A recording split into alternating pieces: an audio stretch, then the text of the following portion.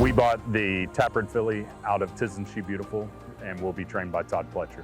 Extremely athletic, a lot like him. We're excited to see him on the track. Beautiful filly. She's out of a graded stakes mare that ran early as a 2-year-old, so I like that quite a bit out of her. This filly looks like she's going to be super early and precocious. Very good muscled filly, just a lot to like about her. Taproot, standing at Gainesway. Well, the 37 race road to the Kentucky Derby is over. All the points have been doled out. Jay Privman along with Marty McGee as we go through our Derby Watch Top 20 in light of all that. And Marty, let's update everybody on the moves that we made for this week's Derby Watch, which obviously has to reflect the realism of the top 20 points list. It does, Jay. We have added Happy Jack at 30 to 1, at 50 to 1, and we have added Morello back in from prior Derby watches at 30 to 1, even though the status of both Morello and early voting are still unclear at this time. Happy Jack in with the 30 points that he earned with a couple of distant third place finishes in qualifying races out there in California with you. But at the top, we have Zandon still on top of Epicenter. I know I'm taking a little grief for making Zandon the favorite. I'm going to try and get a beat on what really the bettors are going to do. That may not happen for another week or week and a half, whatever. But otherwise, we have just made a couple of tweaks, charge it up to 15 to 1.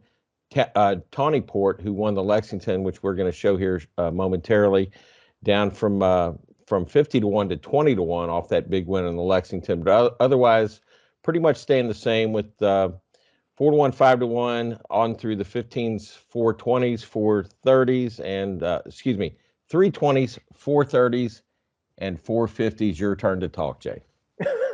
No, keep going.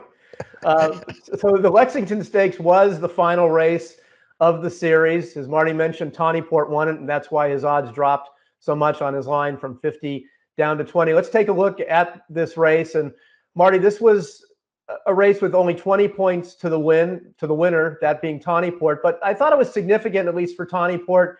He was running back on only 2 weeks rest, proving if he could run on dirt or not. And he had run a decent race his only prior dirt try in the Risen Star, which has really proven to be the key race out of all the preps that we've seen so far. So I thought this was a solid effort on his part. And I thought Florentino rode him as though he was the best horse. He kept him wide and he was willing to lose ground.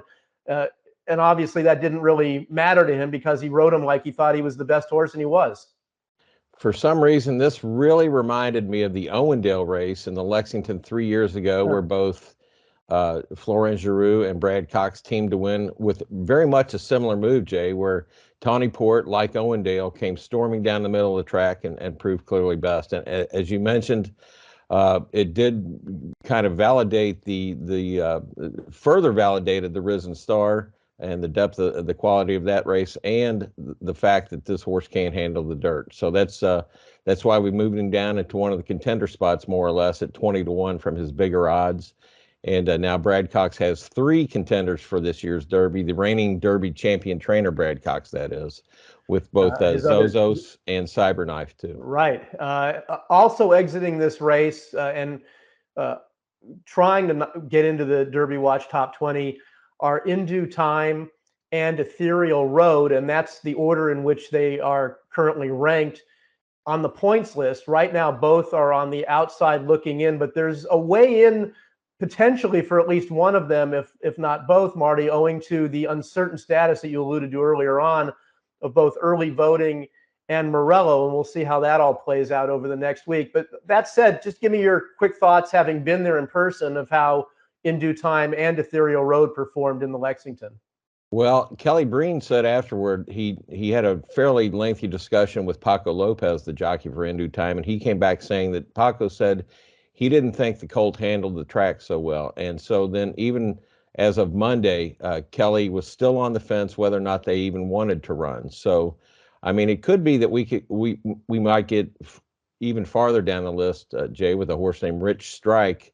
At least he'll be on the also eligibles. You know, Churchill does maintain, regardless, an also eligibles list of 21 through 24 if that many horses do enter. So I thought it was a pretty creditable race for In Due Time, especially in light of what Kelly said, that Paco said.